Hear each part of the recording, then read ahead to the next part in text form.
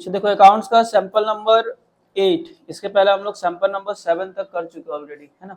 Sample number 8 जो question का answer आएगा मेरे को बताते जाना। सबसे पहला क्वेश्चन है registration of the partnership deed is. अगर ये क्वेश्चन आता है कि पार्टनरशिप डीड का रजिस्ट्रेशन करवाना जरूरी है क्या,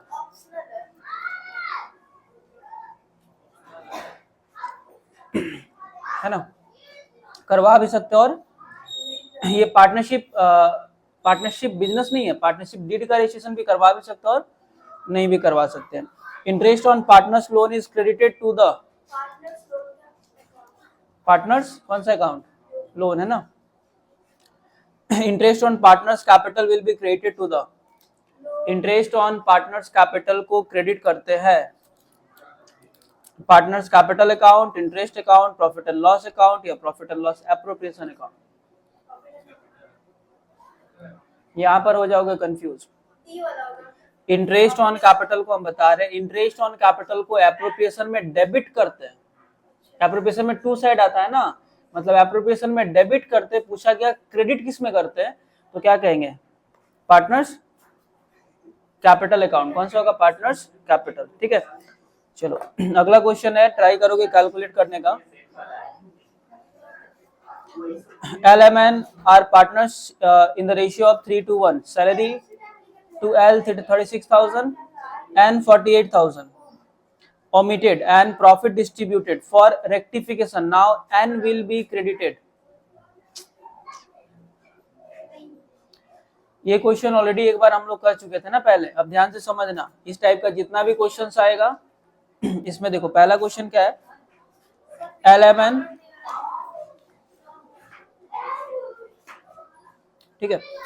तो देखो बोला गया है कि सैलरी देना था ए को कितना, एल को देना था 36, एन को देना था 48। अब बोला गया है कि ये देना भूल गए, तो बताओ एन को कितने से क्रेडिट करेंगे।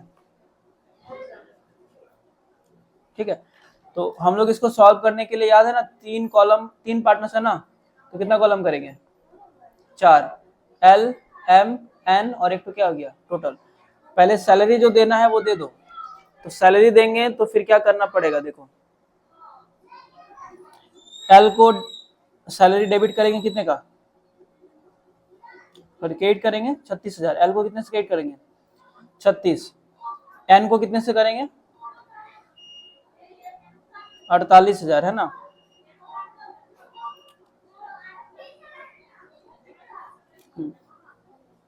अब 36 प्लस 48 ऐड करो कितना हो गया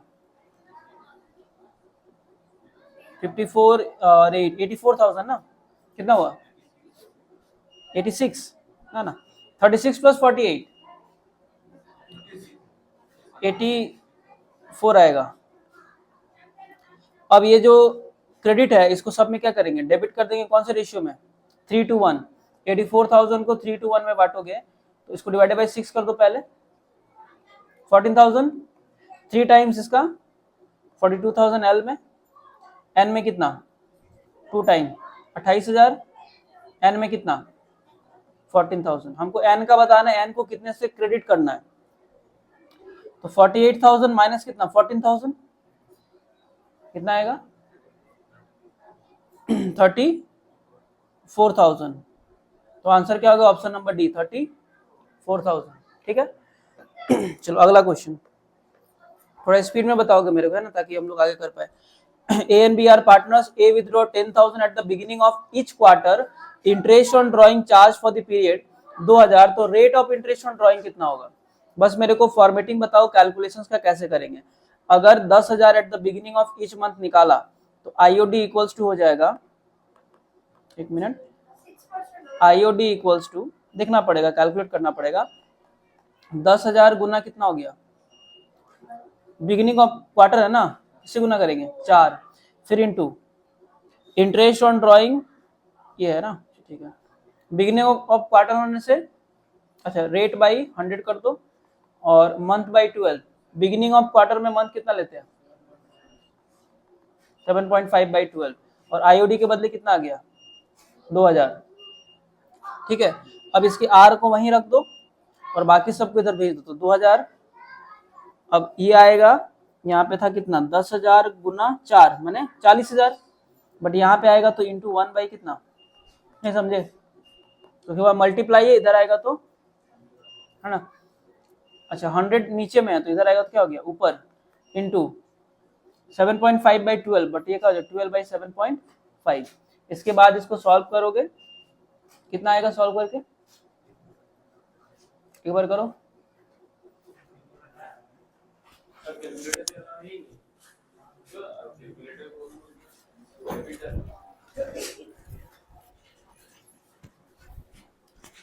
बोलो कितना आ रहा है इसका,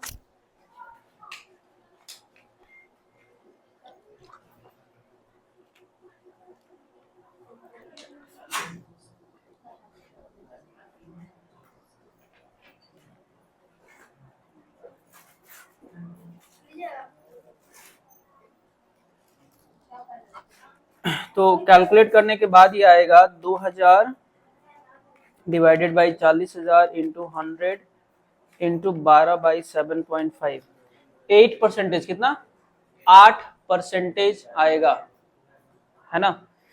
अच्छा अब ट्राई करना देखो, ताकि लिंक कर पाओ, आगे का क्वेश्चन खुद भी कर पाओ, थोड़ा समझने का कोशिश करना। चलो अगला क्वेश्चन, क्वेश्चन नंबर 6 पे चले आते हैं। Dash is transfer to the debit of the partners current account under the fixed capital method. Fixed capital method में पार्टनर के करेंट अकाउंट में किसको हम लोग डेबिट करते, बताओ। डेबिट करने का बात किया गया कैपिटल में, है ना। Interest on partners drawing, interest on partners capital, अच्छा कैपिटल तो क्रेडिट होता है, ये तो होबे नहीं करेगा। सैलरी भी क्या होता है क्रेडिट, ये भी नहीं होगा। शेयर ऑफ प्रॉफिट ये भी होता है क्रेडिट। डेबिट सिर्फ क्या होता है इंटरेस्ट ऑन, और याद रखना करेंट अकाउंट में डेबिट होता है इंटरेस्ट ऑन ड्रॉइंग और ड्रॉइंग, है ना, दो चीज। चलो लिस्ट ए के साथ लिस्ट बी को मिलाओ, बताओ पहले वाले का आंसर क्या होगा। ड्रॉइंग अगेंस्ट प्रॉफिट कहां पे करते हैं इसको, ड्रॉइंग अगेंस्ट प्रॉफिट कहां पर आएगा कैपिटल में, या अच्छा debited to the capital, credited to the capital, या debited to the drawing. Good, नहीं, ड्रॉइंग दो तरीके का होता है। पार्टनर जो भी पैसा फॉर्म से निकालता है दो तरीके का निकालता है, आउट ऑफ प्रॉफिट और out of capital. Out of capital निकालेगा तो हम लोग कैपिटल में करेंगे, और ड्रॉइंग अगेंस्ट प्रॉफिट जब करेगा तो कहां पे डेबिट करेंगे, ये समझा। एक होता है ड्रॉइंग्स अगेंस्ट प्रॉफिट और ड्रॉइंग्स अगेंस्ट कैपिटल। प्रॉफिट से निकालेगा तो ड्रॉइंग में करेंगे, कैपिटल से निकालेगा तो कैपिटल को घटा देंगे, समझ रहा है। अच्छा ड्रॉइंग अगेंस्ट कैपिटल ये कहां पे आएगा, डेबिटेड टू द कैपिटल, और introduction of capital credit to the capital, है ना। बाकी देख लेना ऑप्शन क्या है। 8 नंबर बताओ, एसर्शन कहता है fixed capital account of the partner will always show the credit balance even if the firm sustain loss year after year. अगर लॉस ही दिखाता रहे फिर भी ये क्रेडिट ही रहेगा fixed capital. Fixed capital method में जो भी लॉस होगा वो कौन से अकाउंट में जाएगा, करेंटे में ना जाएगा, तो कैपिटल तो हमेशा क्रेडिट रहेगा। हम लोग नहीं पढ़े कि पार्टनर्स का फिक्स्ड मेथड में कैपिटल अकाउंट हमेशा हमेशा क्या रहता है, तो करेक्ट है ना, है ना। पहला ट्रू है। दूसरा देखो, partners current account are maintain under the fluctuating capital method. Fluctuating में करंट आता है क्या, ये भी फॉल्स, ये फॉल्स है। तो पहला ट्रू, दूसरा ऑप्शन नंबर क्या हो गया सी, है ना। चलो अब देखो Ajit, option number C.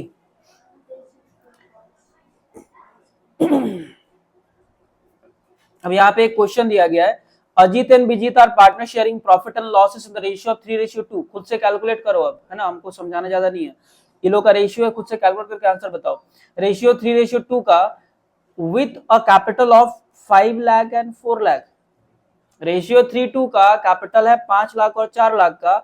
Ajit and Vijit gave loan to the firm for rupees कितने का, 1 लाख और 80,000 रिस्पेक्टिवली। डेट ऑफ लोन दिया है क्या, नहीं है। You are required to answer the following question. अब खुद से बताना आंसर क्या होगा, मेरा मत सुनो। पहला बताओ, loss before charging interest on partners loan is 8,000। अगर इंटरेस्ट ऑन लोन देने से पहले 8,000 का लॉस होगा तो amount of interest on Bijit loan, इसका इंटरेस्ट ऑन लोन कितना होगा? बीजित का सिर्फ बताना है कितना होगा, कैलकुलेट करो बताओ। बीजित कितने का लोन लिया है? 80,000। कितना परसेंटेज लगेगा?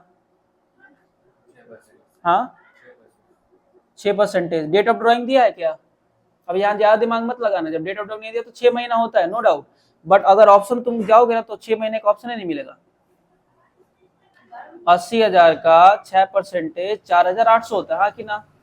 अब तुम सोचोगे हाँ चलो 6 महीने का होगा तो 24,000 होगा, बट 24,000 का ऑप्शन है, 2400 का ऑप्शन है नहीं है, तो आंसर कितना हो गया? 4,800। चलो 10 वाले का खुद बताओ। Bijit interest on loan will be, बोलो क्या होगा?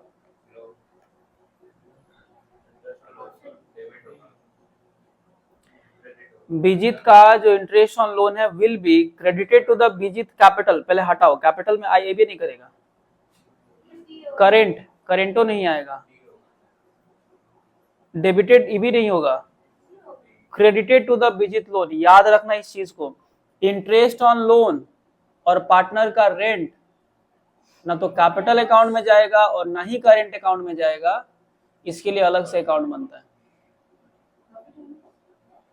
प्रॉफिट एंड लॉस अकाउंट में जाएगा no doubt, interest on loan, manager commission और एक और क्या नाम था, पार्टनर का रेंट, तीनों प्रॉफिट एंड लॉस में डेबिट तो होता है नो डाउट, बट एक और जगह कहां पे जाएगा? तो ना तो कैपिटल में जाएगा ना करेंट में जाएगा। इंटरेस्ट ऑन लोन का अगर बात करें तो लोन में जाता है, अभी तो आंसर किया हम लोग। इंटरेस्ट ऑन लोन कौन से अकाउंट में जाता है? लोन, तो अभी से बात है लोन ही में ना जाएगा। चलो 11 number, capitalization of average profit method is a, बताओ, method of depreciation, method of amortization, method of valuation of goodwill या नन ऑफ दिस? क्या होगा? ऑप्शन नंबर सी, ठीक है। चलो अगला बताओ, goodwill is considered as an intangible assets not as a fictitious assets because, पहले भी कर चुके हैं, इनटेंजिबल कहते हैं लेकिन फिक्टिटियस नहीं कहते, क्योंकि goodwill has a value, goodwill can be sold, goodwill can be realised, all of this. तो आंसर कौन सा होगा? ऑल ऑफ दिस, है ना। चलो अगला बताओ,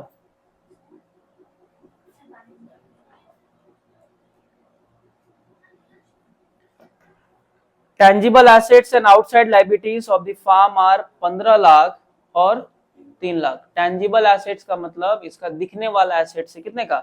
15 लाख का, और बाहर वाले को चुकाना कितना है? 3 लाख, तो खुद का इसका अपना कितने का हो गया? 12 लाख का हो गया, ठीक है। माने इसका कैपिटल एम्प्लॉयड जो है वो कितने का हो गया? 12 लाख का। समझ रहे हो क्या कह रहे हैं?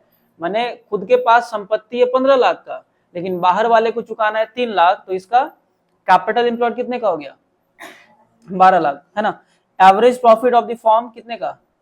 3 lakh. Normal rate of return है 20%। तो value of goodwill under capitalisation method करोगे क्या? देखो सिंपल सा, देखो 3 लाख का कैपिटलाइज वैल्यू निकाल दो, 3 लाख आएगा, आंसर बता रहे का कर देते हैं। 3 लाख का कैपिटलाइज वैल्यू 100 बाई अनदर, याद है? 3 लाख इंटू 100 बाई 20, मैंने सुपर प्रॉफिट में करो या कैपिटलाइजेशन में करो, एक ही आंसर आता है। कैपिटलाइजेशन मेथड में सुपर में बनाओ या कैपिटलाइजेशन का उसमें एवरेज में बनाओ, दोनों का आंसर सेम ही आता है ना। तो देखो 20% जब होगा ना, तो अब देखो तुम लोग जब करोगे तो 20/100 करना, बट डायरेक्टली समझो 20% का माने क्या होता है? 1/5 होता है कि नहीं होता है? मैंने उसका 5 गुना होना चाहिए। 3 लाख का 5 गुना माने कितना? 15 लाख। कैपिटलाइज वैल्यू कितने का? 15 लाख, बट ये कैपिटल लगाया कितना था? तो गुडविल कितने का? 3 लाख। समझ रहे हो ना? क्या करेंगे? ऑप्शन नंबर डी, है ना। बैठे मत रहो, कॉपी किताब निकाल के बनाओ भी इसको, है ना। मन में मत बनाओ, एग्जाम में जैसे बनाओगे वैसे बनाओ। चलो क्वेश्चन नंबर 14 बताओ, which of the following statement are true? पहले बताओ फिर हम डिस्कस करेंगे। बताओ, average profit method taken into consideration the future maintainable profit. Average profit method जो है ये फ्यूचर के प्रॉफिट को कंसीडर करता है, नहीं करता है। हम लोग जब गुडविल कराए थे तो क्या बोले थे, जो भी प्रॉफिट लेंगे ऐसा लेंगे जो फ्यूचर में होता है, सुना था ना। ये ट्रू है कि नहीं है, पहला ट्रू है। दूसरा बताओ, capability and competence of management affect the goodwill of the firm. Manager का कैपेबिलिटी पे गुडविल डिपेंड करता है, हाँ कि ना, करता है, तो ये भी ट्रू है। चलो, goodwill is a fictitious assets, false है, क्योंकि फिक्टिटियस माने जिसको नहीं बेच सकते बट इसको बेच सकते हैं। सेल्फ जनरेटेड गुडविल में be shown in the balance sheet of the partnership firm, true है कि फॉल्स है? ओ सॉरी, सेल्फ जनरेटेड ना, याद रखना परचेज गुडविल को बैलेंस शीट में दिखाते हैं, सेल्फ वाले को। तो फिर ट्रू में आया option number A, option number B, तो only A and B are true. तो हम लोग को क्या ढूंढना था, हमको ट्रू बोलना था, देखा ट्रू, ट्रू बोला था, तो ट्रू देखेंगे, 1 और 2 ट्रू, ऑप्शन नंबर क्या हो गया, सी। और अगर फॉल्स बोलता ना, ऊपर में लिख देता अगर फॉल्स वाला ढूंढो, यहाँ पे 3 और 4 सिलेक्ट करना पड़ता, समझ रहे हो ना। ऊपर में बोला है ट्रू सिलेक्ट करना है तो ट्रू वाले को सिर्फ सिलेक्ट करेंगे। अच्छा पानी मांगे तो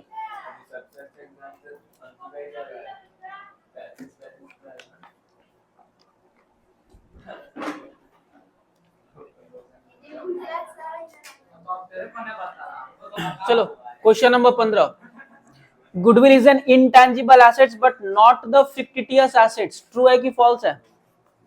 ट्रू है ना। चलो दूसरा बताओ, goodwill does not have physical existence, सच है। Fictitious assets are not realisable whereas goodwill can be purchased और सोल्ड, ये भी ट्रू है, हाँ कि ना।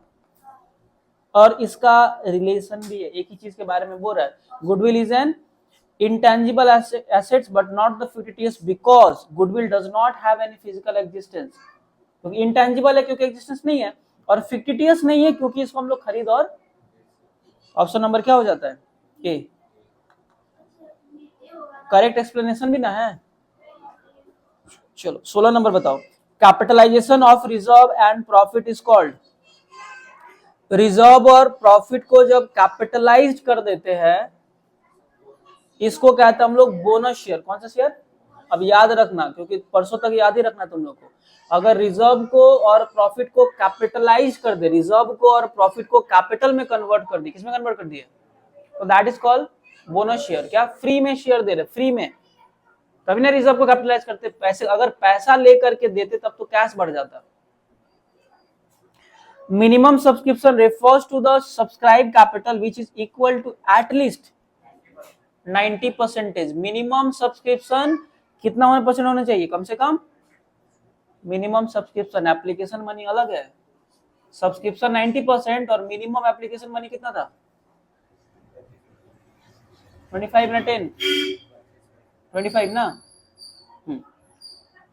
दो चीज याद रखना, मिनिमम सब्सक्रिप्शन कितना %, 90, और जो इंस्टॉलमेंट होता है application allotment first call final call, तो एप्लीकेशन मिनिमम कितना % होना चाहिए, 25, ठीक है। चलो अब आते हैं, इसका 90 हो गया। Dash preference share have the right to receive the dividend arrear from the future profit, cumulative, क्या कहते हैं, क्यूमुलेटिव है ना। रिडीमेबल मतलब कंपनी बंद होने से पहले पैसा मिल जाएगा, पार्टिसिपेटिंग का मतलब एक्स्ट्रा प्रॉफिट में पार्टिसिपेट करेगा, नॉन रिडीमेबल का मतलब कंपनी बंद होगा उसके बाद मिलेगा। फिलहाल ये डिसकंटिन्यू हो चुका है। बताओ, list A, purchase of own securities, बोलो क्या करेंगे, खुद के शेयर को खरीद लेना, अगर नहीं श्योर हो छोड़ो इसको। Share issue to the existing share holder, और एक और है share issued at free of cost, इसको पहले बोनस कर लो, फ्री में दे रहे माने बोनस शेयर दे रहे, और एग्जिस्टिंग वाले को दे रहे मतलब राइट शेयर दे रहे। तो दो पहले देखो, बी का 4, अच्छा ओपीसी भी है ना, ओपीसी का तो पता है हम लोग को 2/62 है ना, ऑप्शन नंबर ए। तो बस इसका मिल गया, अगर नहीं भी मिलेगा तो ऑप्शन देख के कर दोगे, 2-3 भी श्योर रह जाएगा तो हो जाएगा ना। तो कौन सा हो गया, option number A. Question number 20 बताओ, reserve capital and capital reserve are identical, क्या दोनों सेम है, meaning of both the terms is the same, पहले ही फॉल्स है। ठीक है। Reserve capital means that part of the capital which is called up only on the winding up of the capital, ये true है। अब इसके बारे में सुन के रख लो। रिजर्व कैपिटल मतलब जिस पैसे को कंपनी तब मांगेगा जब कंपनी क्या होगा, बंद होगा। इसको बैलेंस शीट में दिखाते हैं क्या इससे हम लोग डिविडेंड बांट सकते हैं? नहीं, समझ रहे हो ना। और कैपिटल रिजर्व मतलब इसको हम लोग बैलेंस शीट में दिखाते हैं। हालांकि पहला स्टेटमेंट फॉल्स है, दूसरा वाला क्या है, ट्रू है। तो option number B. Debenture is बताओ क्या होता है, एक्सटर्नल लायबिलिटी, कैपिटल, इंटरनल, या none of this? External liability. Debenture holder को कंपनी का क्या कहते हैं, क्रेडिटर्स। क्या मिलता है रिटर्न में, इंटरेस्ट, जो क्या होता है, फिक्स्ड होता है ना। Interest on debenture issued as a collateral securities paid on. अब कोलेटरल सिक्योरिटी क्या होता है, तुमसे कुछ पैसा उधारी में लिए और गिरवी के तौर पे तुम्हारे पास डिवेंचर दे दिए। क्या दे दिए, अब समझना ध्यान से। जो डिवेंचर तुमको दिए, हम बोले कि ये डिवेंचर बस फॉर्मेलिटी के लिए रखो, ये डिवेंचर हम तुमको बेच, बट अगर हम तुमको पैसा तुम्हारा रिफंड नहीं कर पाए तो फिर हमसे तुम एज अ डिवेंचर मेरे से इंटरेस्ट का क्लेम कर सकते हो।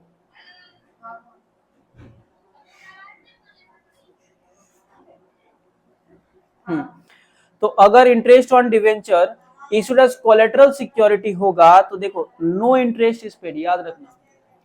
कोलेटरल सिक्योरिटी मतलब डिवेंचर को सिर्फ गिरवी रखे, तुमको बेच कहां रहे हम, तो काहे इंटरेस्ट देंगे। अगर बेच देते तो फिर फेस वैल्यू पे देते, अगर बेचते तो फेस वैल्यू, बेचे नहीं है। कोलेटरल सिक्योरिटी माने दूसरी बार गिरवी रखे। कोलेटरल सिक्योरिटी का मतलब क्या, तुमको एक सामान गिरवी रखे, तुम बोला नहीं और गिरवी रखो, तो एक और दे दिए, लो ये भी रख लो, तो इसके ऊपर कोई इंटरेस्ट।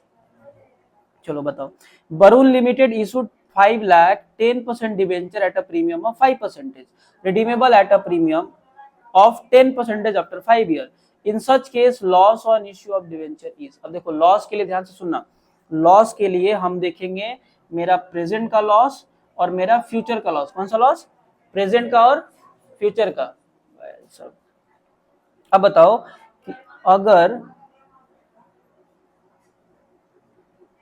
एक का दाम कितना है, अच्छा 5 लाख का है ना, छोड़ो, 10% का डिवेंचर है एट अ प्रीमियम ऑफ, अच्छा 5% का प्रीमियम में बेचे है, प्रेजेंट में लॉस हुआ क्या, ये बताओ। 5% एक्स्ट्रा में बेचे तो लॉस हुआ ना, मेरा प्रॉफिट हो गया। मैंने लॉस प्रेजेंट का जीरो, मैंने अल्टीमेटली प्रॉफिट नहीं लेंगे, लॉस मेरा प्रेजेंट का क्या हो गया, मैंने 5 लाख के डिवेंचर को 5 लाख में बेचे, प्रेजेंट का लॉस मेरा जीरो। लेकिन repayable eight a premium of कितना, फ्यूचर में कितना परसेंटेज एक्स्ट्रा देंगे तुमको, 10%, मैंने 5 लाख का 10% कितना, तो मेरा लॉस कितने का हो गया,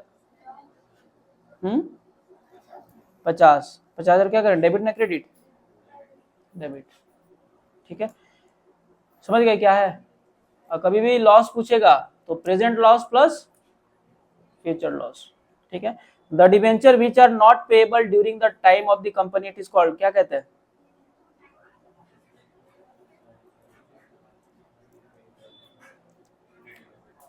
इररिडीमेबल, है ना, irredeemable, option number C. Statement A, debenture issued at a premium can be redeemed at a premium. जिस डिवेंचर को तुमको प्रीमियम में बेचे हैं तुमको वापस भी देंगे तो प्रीमियम में ही देंगे, ट्रू है पहला वाला। दूसरा, debenture can be redeemed at a discount, कभी नहीं, ये फॉल्स है।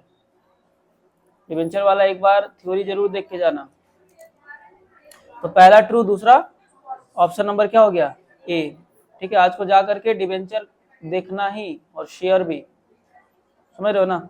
The financial statement of the company comprises all of the above, बहुत बार हम लोग किया, balance sheet, statement of profit and loss, cash flow, all of the above. Which of the following is not the internal user of financial statement, class 11 जैसा है ना। Internal कौन नहीं है बताओ, सबसे बेस्ट तो गवर्नमेंट है ना, है। Analysis of financial statement measures dash capacity, final account का एनालाइज करोगे तो कौन सा कैपेसिटी मिलेगा, उधार देने का, पैसा कमाने का, पैसा लोन लेने का, या सामान बनाने का, बताओ। अर्निंग ना होगा, सबसे बेटर ऑप्शन। बताओ, अब डायनेमिक स्टेटमेंट और कौन सा है, स्टैटिक एनालिसिस। अच्छा, डायनेमिक एनालिसिस और स्टैटिक एनालिसिस, डायनेमिक मतलब जो बदलते रहता है, स्टैटिक मतलब जो फिक्स है ना। अच्छा, पोर्टफोलियो एनालिसिस ये डायनेमिक होता है। पोर्टफोलियो का मतलब होता है कि तुम अपना पैसा कहाँ कहाँ मान लो लगाए हो। तो तुम जैसे तुम कुछ पैसा पोस्ट ऑफिस में रखा है, कुछ बैंक में रखा है, कुछ पड़ोसी को लोन दिया है, तो ये हो गया पोर्टफोलियो। किसको कितना पैसा दिया उधारी में, पोर्टफोलियो हमेशा सेम रहेगा ना, बदलेगा, बदलते रहेगा ना, कि इसे लेके उसको दे दिया, उससे लेके इसको दे दिया, तो ये डायनेमिक। पोर्टफोलियो तो डायनेमिक है, माने ए का 1 हुआ पहले। एक्सटर्नल वर्टिकल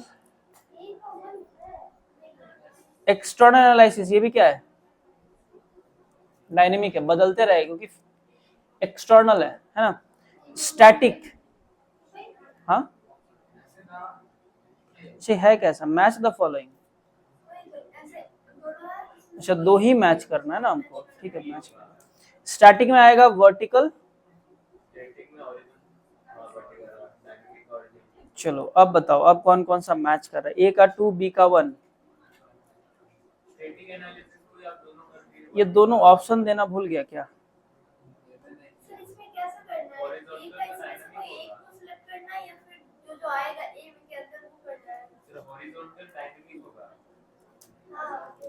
हॉरिजॉन्टल डायनेमिक कैसे हो जाएगा?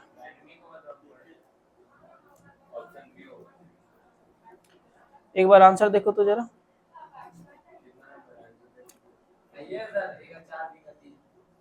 क्वेश्चन नंबर कितना था? 29 ना, 29 का है बी नंबर, ठीक है। क्या किया गया है फिर, एक मिनट। 29 में है तुम्हारा बी, बी मतलब ए का 4 और बी का 3। ए का 4 और बी का कितना, 3। डायनेमिक में हॉरिजॉन्टल और स्टैटिक में वर्टिकल।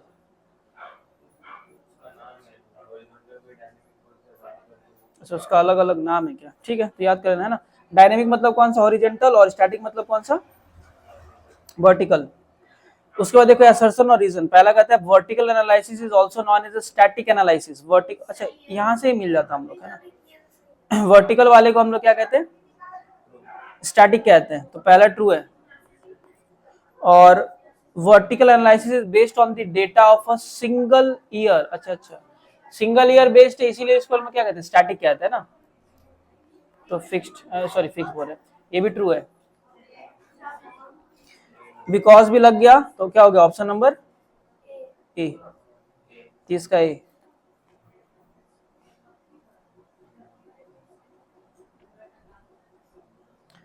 थर्टी वन का बताओ, कैलकुलेट करते एक बार कॉपी में सब सभी कोई।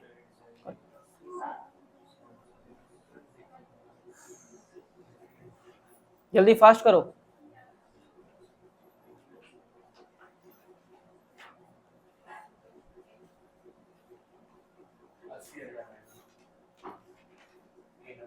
फोन नहीं, कॉपी में करो फटाफट। 80,000, ठीक है। कैसे करोगे क्वेश्चन याद है? कैश सेल 40% किसका, क्रेडिट, तो क्रेडिट को मान लेते हैं 100, कैश कितना हो गया 40। अब निकालना क्या है, कैश, तो 2,80,000। ये कौन सा सेल है, टोटल मैंने नीचे में 140 मल्टीप्लाइड बाई क्या निकालना है मेरे को, कैश। कैश निकालना है मतलब कितना, ऊपर में 40। 2,80,000 गुना 40 बटा 140 कितना आ रहा है, 80,000। 32 नंबर बताओ। Ratio use to measure the firms ability to meet the short term डेप्ट। जिस रेशियो का यूज करके शॉर्ट टर्म डेप्ट पेमेंट करने की एबिलिटी को मेजर करते हैं, उसको हम लोग कौन सा रेशियो कहते हैं, लिक्विडिटी रेशियो। ऑप्शन नंबर कौन सा हो गया, डी। अच्छा, ये वाला क्वेश्चन ध्यान से समझना। कंपनी का करंट रेशियो 1.75 रेशियो कितना, 1। वर्किंग कैपिटल है 4,50,000 का। If the value of stock is 30,000, तो लिक्विड रेशियो कितने का होगा।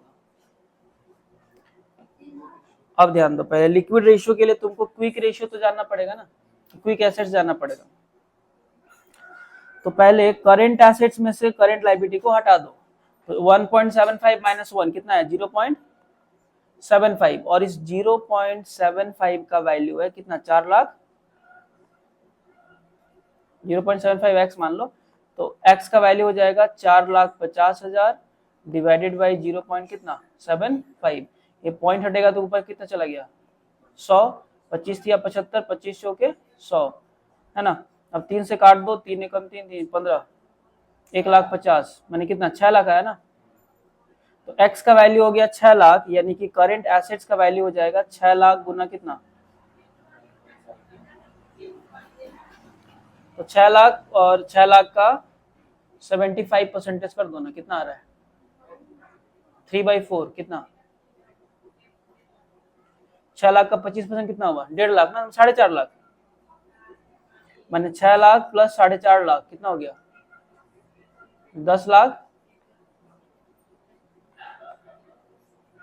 10,50,000 का हो गया मेरा क्या करंट एसेट्स. अच्छा, करंट एसेट्स अगर 10,50,000 का है तो क्विक एसेट से 10,50,000 माइनस 3 लाख मैंने कितना 7 लाख. रेशियो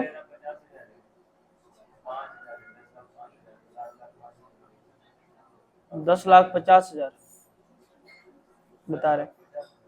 हाँ 7,50,000 रेशियो. इधर में हम लोग का ये आ रहा था कितना 6 लाख ना, रेशियो 6 लाख. तो इसको 15 से काट दो ना, 3:2. अच्छा, इसको और डिवाइड करो, 3:2 का मैंने क्या होता है 1.5:1. ऑप्शन नंबर क्या हो गया ए. समझ में आया कैसे बनाना है, आता है ना, तो फिर बताएंगे, नहीं तो बता दें. देखो इस टाइप का क्वेश्चन जब भी मिलेगा तुमको कि करंट एसेट से और करंट लायबिलिटी है, मैंने करंट रेशियो अगर दिया गया और वर्किंग कैपिटल दिया गया है, तुमको याद होना चाहिए वर्किंग कैपिटल का मतलब क्या होता है. वर्किंग कैपिटल का मतलब होता है current assets minus current liability. तो करंट एसेट्स 1.75 है, तो इसको ले लेंगे 1.75x. करंट लायबिलिटी है 1, तो माइनस 1x. करंट एसेट्स ये मैथ से होता है ना, x मान लिए दोनों को, टोटल होता है x. तो 1.75x minus 1x equals to current assets minus current liability कितना वैल्यू दिया गया 4,50,000 हो गया. अब इसमें से इसको घटा दो तो आएगा 0.75x इक्वल्स टू 4,50,000 है ना. अब यानी कि x का वैल्यू हो जाएगा 4,50,000 को वहीं रख दो, और ये 0.75 जो है ऊपर में है, यहाँ जाके क्या हो जाएगा हुआ. इसको सॉल्व करेंगे तो ये आएगा 6 लाख रुपए. कितना आया, मतलब मेरा x का वैल्यू है 6 लाख, x का वैल्यू है 6 लाख, तो करंट एसेट्स का वैल्यू होगा 6 लाख से गुना कर देंगे किसको 1.75.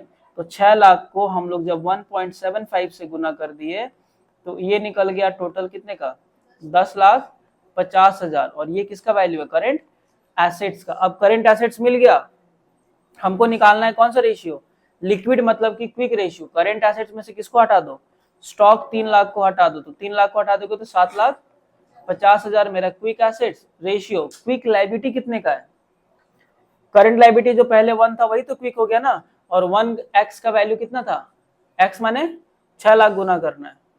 x का वैल्यू निकाले थे ना 6 लाख रुपया, कहाँ गया, ये जो 6 लाख निकाले थे, इसको गुना कर दिए तो वो कितना आ गया 6 लाख आ गया. अब इसका रेशियो कर देंगे, काटेंगे कूटेंगे तो आएगा 1.5 रेशियो. अगला क्वेश्चन बताओ, which of the following statement are true, इनमें से कौन सा सच है बताओ. Share holders fund are known as a net worth.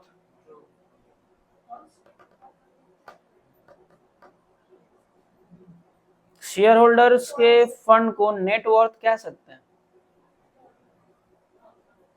नहीं. नेट वर्थ का मतलब कैपिटल एम्प्लॉयड होता है, और कैपिटल एम्प्लॉयड का मतलब मालिक का पैसा प्लस उधारी वाला लॉन्ग टर्म वाला, समझ रहे हो ना. शेयर होल्डर्स के फंड को नेट वर्थ हम लोग, क्योंकि नेट वर्थ में दो चीज आता है, एक मालिक का पैसा प्लस लॉन्ग टर्म डेब्ट है ना. तो पहला वाला स्टेटमेंट ही मेरा क्या बन गया फॉल्स, इधर है ना फॉल्स. चलो, long term borrowing is a part of capital employed, हाँ या ना. रेशियो का जितना भी क्वेश्चन किए थे बोले थे कैपिटल लगाने का मतलब ओनर का पैसा प्लस लॉन्ग टर्म वाला, तो ये भी क्या है ट्रू है. A banker or the creditor is most concerned about the firm's profitability ratio. Banker क्या प्रॉफिटेबिलिटी रेशियो देखेगा, बैंकर एंड क्रेडिटर कहने का मैंने शॉर्ट टर्म, हाँ कि ना, शॉर्ट टर्म हुआ ना, तो शॉर्ट टर्म वाला जो है ये प्रॉफिटेबिलिटी नहीं देखेगा, ये क्या देखेगा, करंट रेशियो और क्विक, हाँ कि ना,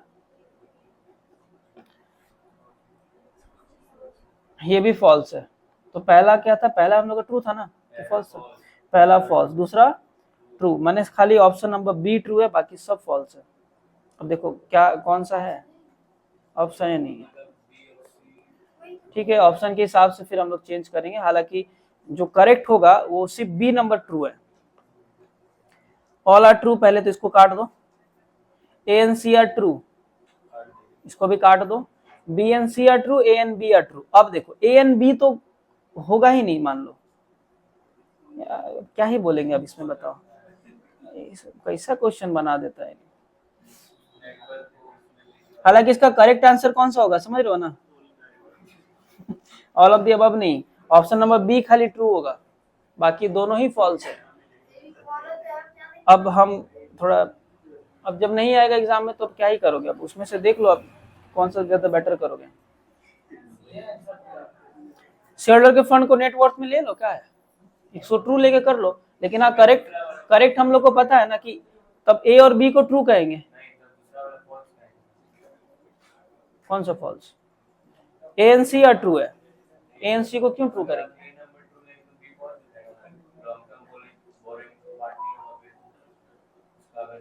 नेटवर्थ कैपिटल इनवर्थ दोनों को अलग अलग एज्यूम कर लो, यहाँ पे राइटर पे डिपेंड करता है ना, ये थोड़ा थिंकिंग वाला है ना। 34 का आंसर देखते नहीं लोग, क्या दिया 34 का, सी, सी मतलब यही जो बोले ए एन बी, क्योंकि देखो राइट तो हम लोग को पता है बी नंबर ए होगा, तो लैक ऑफ नॉलेज के चलते ऐसा क्वेश्चन दिया गया, ठीक है, बट करेक्ट आंसर किस क्या होगा इसका, बी ही होगा। अब फिर नहीं जब आएगा तो ऑप्शन जैसा दिया गया उसके बाहर तो तुम लिख के थोड़ी आओगे, तो उसी में से करना पड़ेगा सुटेबल देख करके। अब डेब्ट equity ratio is a liquidity ratio है क्या,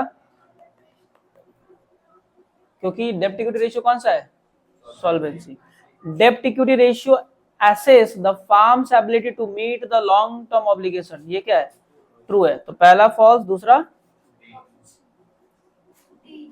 ऑप्शन नंबर डी, चश्मा लगा लो। Question number 36, under which tool of financial analysis 100% is taken as a base and all other related amount are explained in percent, 100% किसमें मानते हैं बताओ, common size, common size का दो टाइप होता है, कॉमन साइज इनकम स्टेटमेंट और common size balance sheet. Common size income statement में 100 मानते किसको हम लोग, सेल को, और बैलेंस शीट में किसको, टोटल एसेट्स या टोटल लायबिलिटी, मतलब 100 मानने का जो काम है वो कॉमन साइज में होता है। अच्छा, कॉमन साइज का एक और नाम है कौन सा वाला, स्टैटिक, कौन सा, स्टैटिक, क्योंकि एक ही साल का मतलब एक साल का ही करते हैं, मैंने फार्म का ही करते हैं सीधे। In which of the following analysis the total cost is equal to total revenue from operation, ये पहली बार तुम लोग सुनोगे। इनमें से कौन से एनालिसिस में टोटल कॉस्ट और टोटल सेल को बराबर माना जाता है,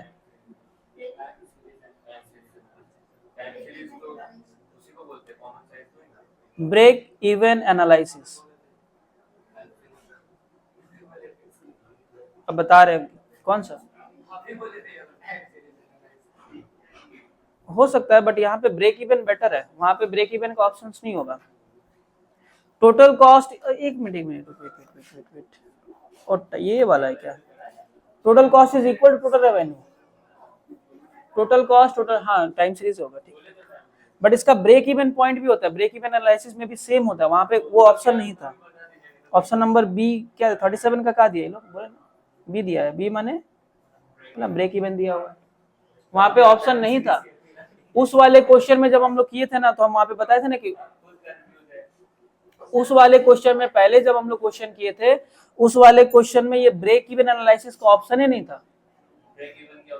अब क्या होता है हम बता रहे, ब्रेक इवन का मीनिंग थोड़ा अलग है, टाइम सीरीज को भी कह सकते हैं, क्योंकि हम अगर नेट प्रेजेंट वैल्यू के कंसेप्ट के हिसाब से देखें तो टाइम सीरीज भी होगा, बट टाइम सीरीज उतना परफेक्ट नहीं जितना परफेक्ट ब्रेक इवन एनालिसिस है। पहले जब क्वेश्चन किए थे वहां पे ये ऑप्शन ही नहीं था ब्रेक इवन वाला, है ना। अब ये ब्रेक इवन एनालिसिस होता क्या, देखो इस एनालिसिस में हम लोग ये देखते हैं कि एक फर्म को जो है ना कम से कम कितना सेल करेगा ताकि उसका जो सेल और कॉस्ट दोनों क्या हो जाए, बराबर हो जाए। थोड़ा सा क्रिटिकल रहेगा समझने में इसको। जैसे मान लो कि एक छोटा सा एग्जांपल है तो थोड़ा टाइम लगेगा, समझ ही लो, लेकिन है ना ब्रेक इवन एनालिसिस का काम क्या है, वो पॉइंट निकालना जहां पे तुम्हारा टोटल खर्चा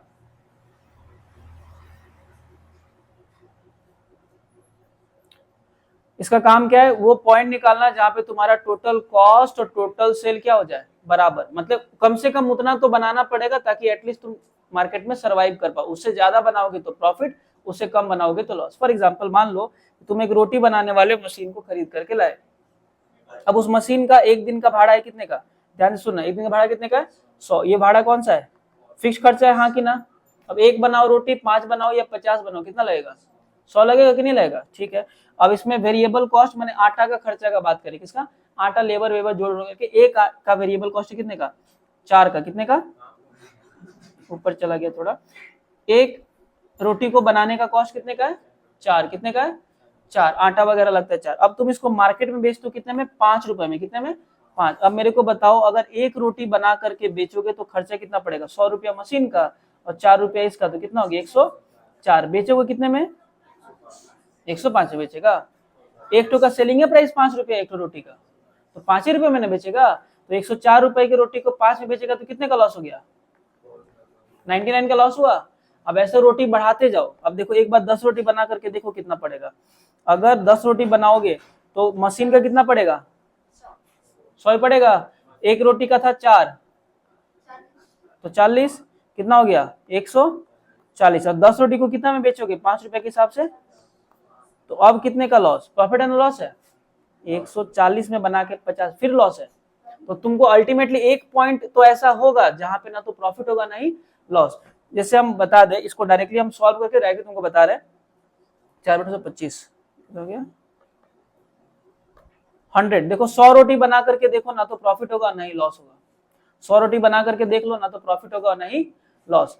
100 रोटी को बनाने का खर्च कितना होगा, मशीन का खर्च कितना, इसका कितना, 4 रुपये 400, कितना हो गया। 100 रोटी को कितने में बेचोगे, कितना आ गया, क्या हो गया, 500 का रोटी बेचा कितने में, ना प्रॉफिट हुआ ना, यहाँ पे टोटल कॉस्ट टोटल रेवेन्यू क्या हो गया, इक्वल। इसी एनालिसिस को कहते हैं हम लोग ब्रेक इवन एनालिसिस। कौन सा, अब ये निकाले कैसे, निकालने का फॉर्मूला है, इसका निकालने का फॉर्मूला है, ऊपर में लिखते हैं फिक्स कॉस्ट और नीचे में लिखते हैं यूनिट कंट्रीब्यूशन। कंट्रीब्यूशन का मतलब होता है selling price minus variable cost. Fix cost था 100 का और सेलिंग प्राइस कितने का था, 5, और एक रोटी को बनाने का खर्च कितने का था, 4। तो 5 माइनस 4 कितना आ गया, 1 आ गया, कितना आ गया, 100। अल्टीमेटली डायरेक्टली बता देगा कितना रोटी बनाओगे ताकि ना तो प्रॉफिट और नहीं लॉस। इसी को कहते हैं हम लोग ब्रेक इवन एनालिसिस। कौन सा, ब्रेक इवन एनालिसिस। ऑप्शन ना हो तो जरूर टाइम सीरीज कर देना, बट हाँ सबसे बेस्ट ऑप्शन है कौन सा, ब्रेक इवन एनालिसिस। ये बताता है कि एक ऐसा पॉइंट जहां पे ना तो प्रॉफिट होगा ना ही लॉस होगा। समझ गया, तो ऑप्शन क्या, ऑप्शन नंबर बी ही इसका ज्यादा करेक्ट होगा। चलो नेक्स्ट चले आते हैं हम लोग question number 38। Gross profit plus material consume plus wages. अच्छा, प्रॉफिट के साथ मटेरियल कंज्यूम्ड माने opening stock, add purchase minus कौन सा, और वेजेस भी जोड़ दिए तब तो सेल्स से निकलेगा। नहीं समझा, सेल्स को निकालने का तरीका क्या है, ये जो फॉर्मेट अगर याद होगा तो ये ग्रॉस प्रॉफिट, परचेज और ओपनिंग स्टॉक को जोड़ेंगे, हाँ कि ना, और क्लोजिंग स्टॉक को क्या करेंगे, माइनस। अब देखो opening, add purchase minus closing, इसी को तो कहते हैं मटेरियल क्या, कंज्यूम। अब इसके साथ अगर इसको जोड़ दे तो अल्टीमेटली तो सेल ना आएगा, है ना। तो सेल कहेंगे या फिर revenue from operation, option B हो गया ना। While preparing common size balance sheet, each component of balance sheet is expressed as a percentage of। जब कॉमन साइज बैलेंस शीट बनाते हैं तो याद रखना कि जो एक्सप्रेस करते हैं वो किसके परसेंटेज पे एक्सप्रेस करते हैं, टोटल एसेट्स। और comparative sorry common size income statement में किसके हिसाब से, टोटल सेल के हिसाब से। किसके हिसाब से, सेल माने revenue from operation. Common size statement are prepared in the form of, common size को किस फॉर्म में बनाते हैं, रेशियो, एब्सोल्यूट, परसेंटेज या रेट्स। कॉमन साइज में देखें हमेशा परसेंटेज करते हैं, बट कॉम्परेटिव में एब्सोल्यूट भी आता है और परसेंटेज भी आता है। तो ऑप्शन नंबर क्या हो गया, बी नंबर जो है ये करेक्ट है। ठीक है।